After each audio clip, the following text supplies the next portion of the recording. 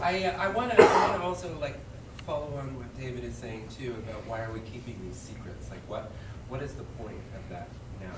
And I like uncomfortable histories or difficult histories and we talk about this as an artist, as an educator. I talk about residential school with everybody because I think it fully is enmeshed in so much of what I've done with the parents I used to work with at Surrounded by Cedar Child and Family Services.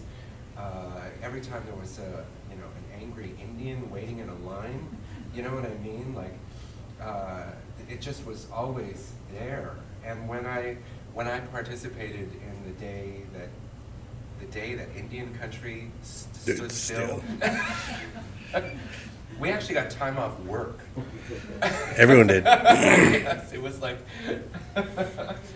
and we sat there. You know, we went to the Friendship Center, and they had amphitheater, and everyone was sitting there, and it was a live stream broadcast, and I was there as a health service provider. You know, I was there as a health service provider. But then when I heard Stephen Dion apologize, it actually was meaningful to me. Like I actually felt like this weight. I just say this weight lifted off my chest, and I was like, holy shit. This is actually about me too. And so ever since that time, I'm not interested in being afraid of uncomfortable histories or being polite, because I don't think there's any point. And you don't die. You won't die. We shy away from having the opportunity to recognize what's actually going on in our bodies during these sort of uncomfortable times. And so I say when I'm working with kids or parents or adults and talking about residential school, I always say to them, okay, you may not know what this actually feels like, but when I think about not seeing my mom or talking to my mom for 10 months to a year, and that's as far as I can go. Like I can't go to the 10-year period, you know what I mean? Like I can only sort of conceptualize not talking to my mom for a year, and every time I say it, a little piece of me dies.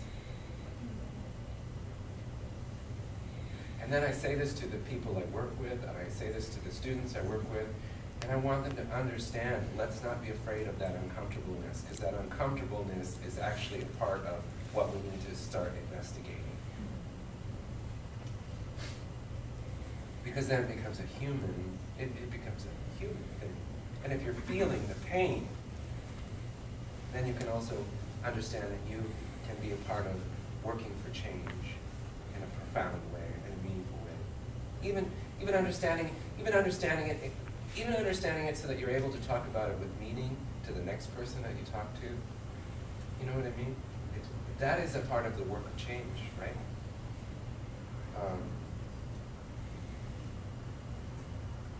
Yeah, so, and of course, we have this art system within Canada, which is like, it has to be organized, and it always is a little bit too polite.